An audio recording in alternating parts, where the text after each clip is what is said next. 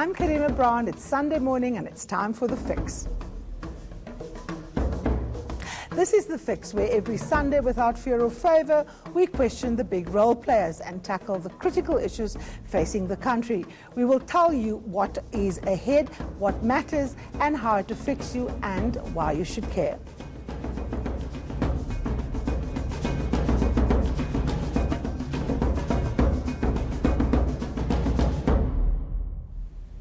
Now, the stagnant economy, joblessness, and the need to make South Africa investable is a steep mountain to climb.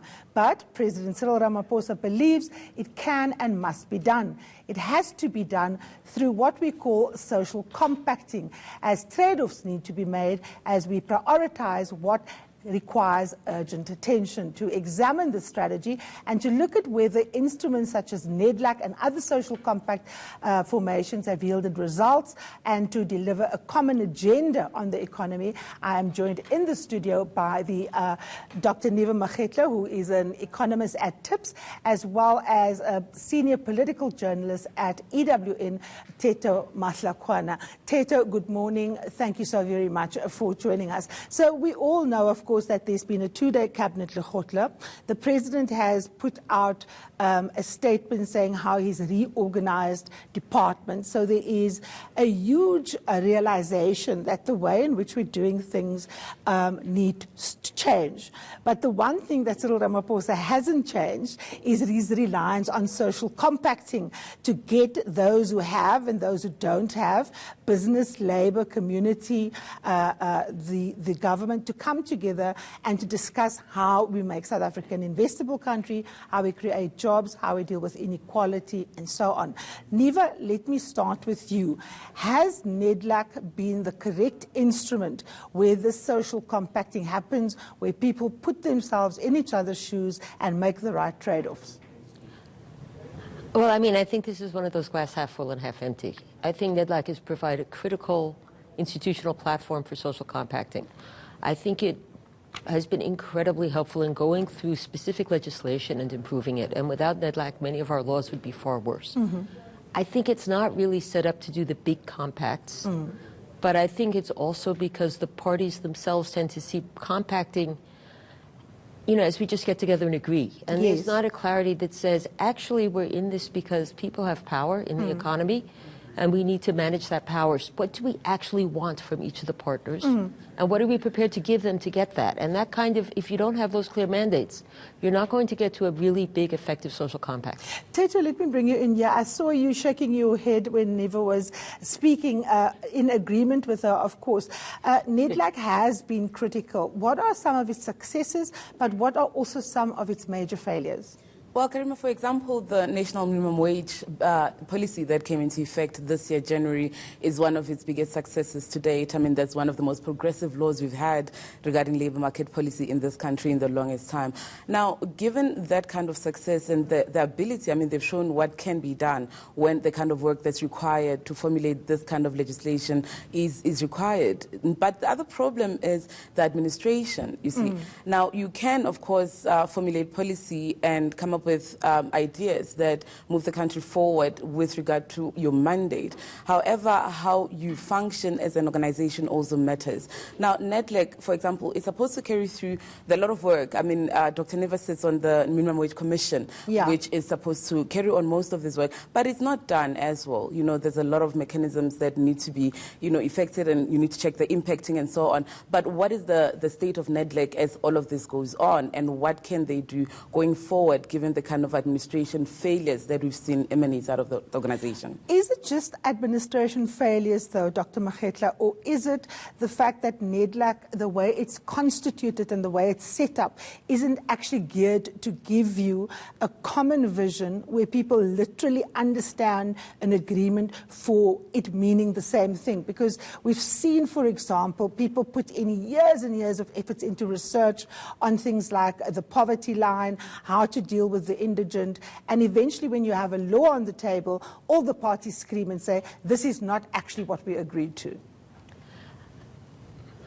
I would argue that the administration thing is a problem. There are endless delays in having meetings at NEDLAC. So people think people are fighting. In fact, they're not fighting. They never get into the meeting in order to have the fight.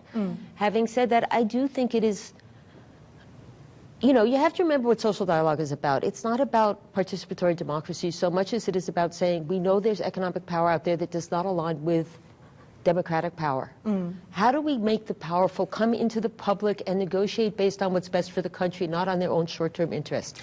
I think NEDLAC does that as well as it can, but where it's been, I would argue, weak is partially because government wants to play intermediary. It doesn't want to say, this is what we want as government on behalf of the majority, which is what the process should be about. It tends to come in there and say, what can you give us? So like you look at the Job Summit, many good things came out of the Job Summit, but they didn't actually go in there and say, this is what, they didn't take the time to do the preparation and get very clear mandates to say, this is what we want from business, this is what we want from labor, this is what we want from community. And part of the problem is because we don't want as much from business as from labor and the community as we want for business, in part because labor and community already gave us core concessions by saying that they wouldn't challenge the key structures of the economy and ownership in the short term. Let me just read you a piece from Barnum Mthombothi, who's a very famous journalist. He's a columnist in the Sunday Times. Today, he writes, co-governing with the unions and the communists have never worked, even at the best of times. There were skirmishes, for instance, over the growth, employment and redistribution strategy, over the youth unemployment, over the so-called Washington consensus. South Africa's economic progress was held to ransom. Now, this is someone who's a really influential, who believes that the government shouldn't actually be negotiating with these different groups of people, but should be driving its own agenda. Can a country like South Africa, Teto, where you have different realities in one geographical space, in the most unequal society in the world, can it afford to have this approach that Mr. Mthombothi is advancing? Can it afford to just throw social compacting out the water? See, it's not throwing it out of the water, but there's, of course, the problem that we have with our current model, which seems to be obsessed or prefaced on the existence of the ANC-led tripartite alliance, right? Yeah. Now, this week, we ran two stories where we're looking at how NUMSA is going into negotiations in the automotive industry, and before those talks even took off, they've collapsed.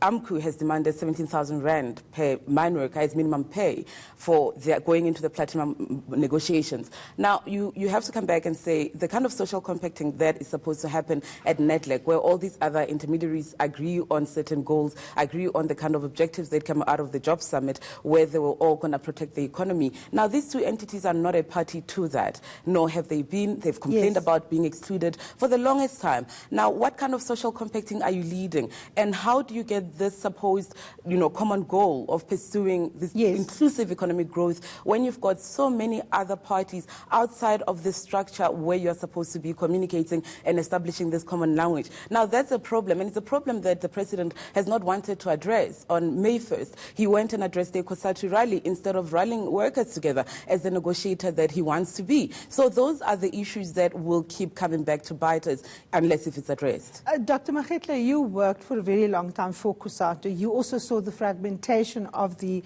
labor federations. We've got deep divisions, for example. So a law that you say is very progressive that actually went through NEDLAC. Some of the big trade unions that don't participate in NEDLAC actually believe it's a complete failure and a sellout. Now, if you have that kind of perception around something that lifts almost 2 million people off the floor of what they've earned before, then obviously we are far from reaching consensus. Should we reconstruct NEDLAC? Should we have a different forum where more people can actually do the dialoguing that is required and do the tough negotiating and agreements that are required to make the country investable and to create an enabling environment to have jobs thrive? Okay, so two things. Firstly, of course, if NEDLAC is about controlling power, you have to have groups with power in it. So when you have something like NUMSA and SAFTU that have real power, then you can't just exclude them, right? It's always tempting for the people who have power to say, these other groups that have started up that have new power, keep them outside. The bigger problem is the community groups, because who has power there? Who has real power there? Or do you bring them in because they might have power in the future? All of those things are more difficult. But it's clearly where you have a union federation that has several 100,000 members. You can't, and in core industries. Yeah. You can't just keep them out. Can I just say one other thing, though? I think it's wrong to say we're going to blame the institution for the conditions that create the contestation. So when you look at strikes on the ground, a lot of that has to do with the failure to fix the workplace. Yes. You know, and you can argue social dialogue then should target the workplace, but that's the substantive issues that government and the union should be raising for social dialogue. It's not the social dialogue itself that's the problem. Okay. It's what you said, highly unequal economies will have strong contestation, and you won't get around it. But the institutions help alleviate that. This idea of social compacting, right, is what delivered South Africa its 1994 breakthrough settlement. A lot of people have raised shortcomings with that settlement, but people have also pointed out that if we didn't have that social dialogue, the cost of total destruction of war, like you saw in other frontline states, would not have benefited us. We would have been even further behind than we are now. Now, if we accept social dialoguing and social compacting as a concept, should it also, Dr. Makgetla, not be happening at municipal level, for example? Because let's face it, if you have a small business, it is to the municipality that you need to go to get certain things done so that your business is up and running. It is from your municipality that you require your electricity, for example, so that you can go ahead and produce whatever it is that you need to produce. Should we not be reproducing similar forums for social compacting, for social dialogue at different spheres of government, and actually at the coalface of where business has to interact with the state? See, I would argue, actually, if you look, most of at least metros and secondary cities and provinces have some kinds of consultation. The problem for me is something else, which is we have a state that is systemically unresponsive, and it's unresponsive for two reasons. It's unresponsive partially because there are hard choices to be made. Yes. You know, so infrastructure in historically wide areas and also for industrial sites did deteriorate in part because we were trying to extend services to other people and we could not spend that kind of money on them anymore. I think I could argue this is something happens in every post-colonial society, but whatever, there are those tough choices. But it's also unresponsive because people don't love business, big business particularly, in this country has a bad history, and many people remember it. And if we don't get over that, in a mixed economy, it's a problem. If we want business to function, we have to listen when they have a problem that we can fix. Now, this is the key word that Dr. Makgetla, she said mixed economy.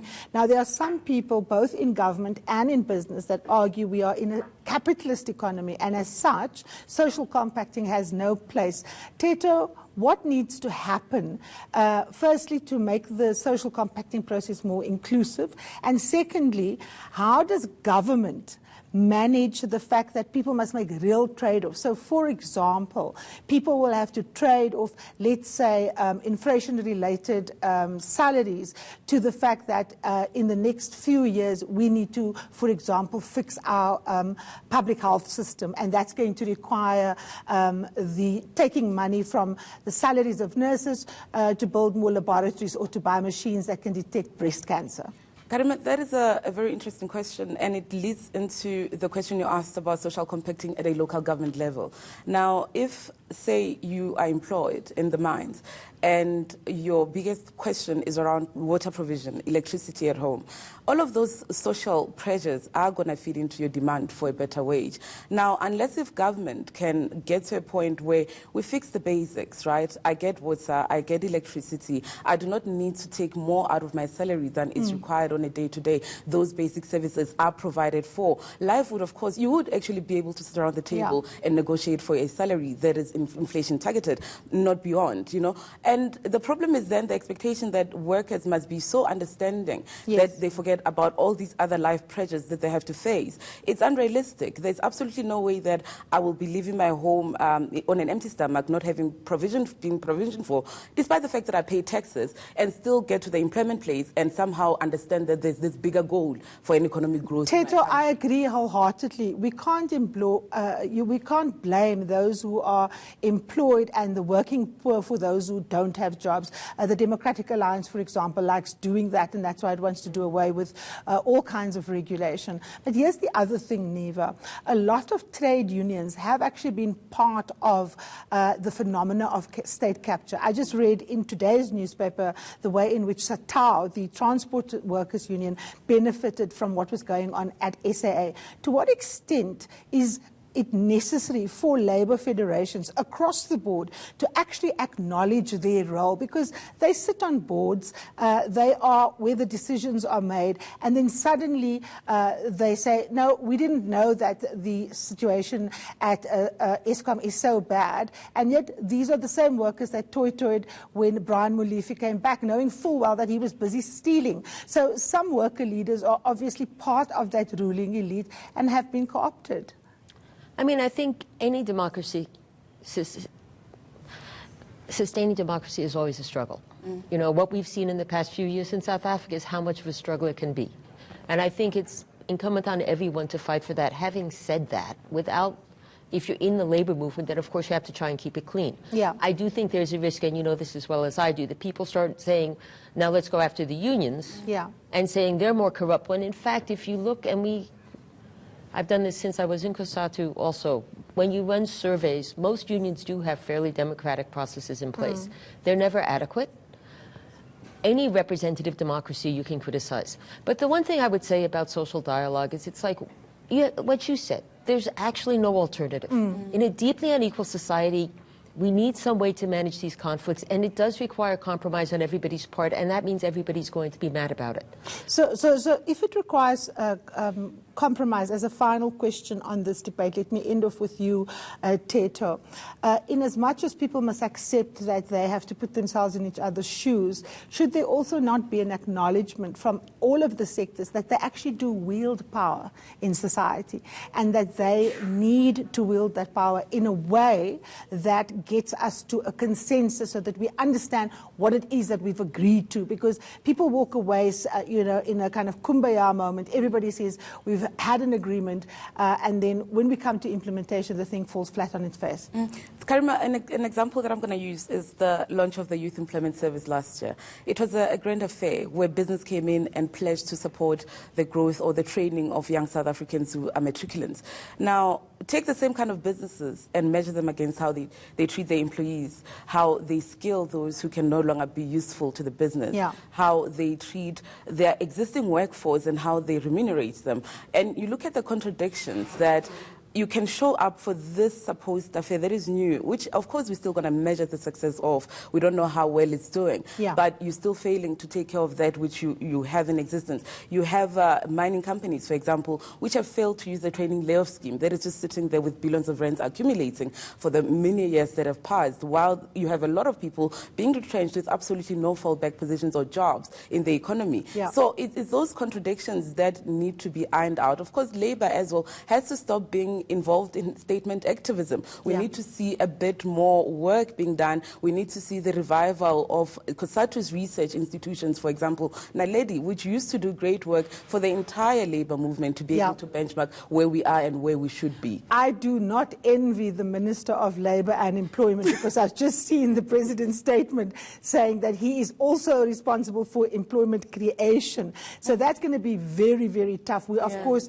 anticipating what the President is going to say on Thursday, on the 20th, on SONA, but I suppose this is going to be a central part. Thank you so very much, Dr. Magetla, and also Teto Matlakwane. We are, of course, after the break, going to be focusing on South Africa's disappearing rape crisis services, particularly during the period and tenure of a former Social Development Minister, Batabile Dlamini. Don't go anywhere.